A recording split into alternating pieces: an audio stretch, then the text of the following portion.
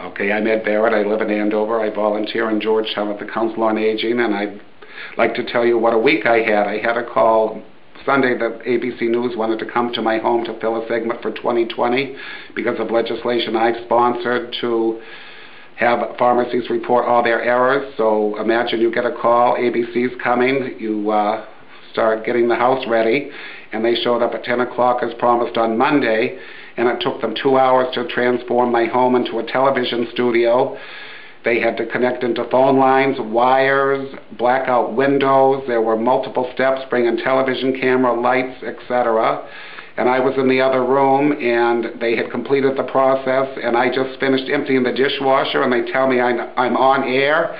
How many people leave their kitchen and sit in a television studio in their own living room and dining room? I was interviewed by their top investigative reporter, Brian Ross, and Brian Ross was in New York, so I had to keep looking at the sound man and pretend he was Brian Ross, so it would look like I was making contact with somebody, and then Brian Ross would ask me the questions from New York, and there's a 60-second delay in television, so 5 sentences into what I was saying, my first, second, third, and fourth sentence would come back into my ear, so you just had to keep up with the flow.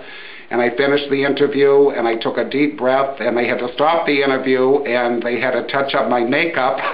Imagine a man wearing makeup, oh my word.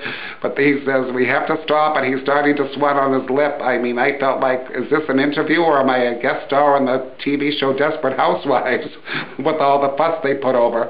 But they really gave me the celebrity treatment. I had the team, cameraman and soundman that work with ABC News, and they told me they'd go and set up the homes in Hollywood for Barbara Walters to do a celebrity interview. And trust me, I'm a very humble man, so it was kind of overwhelming to have all this type of treatment.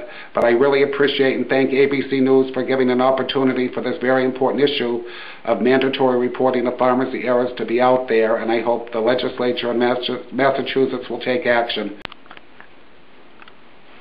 So my expectation would be, as it is in Massachusetts, if a pharmacy makes an error, it's up to the consumer to report the mistake. And I feel bad because how many elderly, non-English speaking people or average consumers don't know where to begin to report a mistake.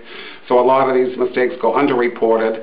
And what I hope to come out of all of the efforts I put into is that we would have a law in Massachusetts where pharmacies themselves would have to report their mistakes to the Department of Public Health, where those mistakes would be investigated. We would find out where the breakdown in the system was so a preemptive strike could be done to correct and prevent future misprescribing of prescriptions so that we could avoid serious injury.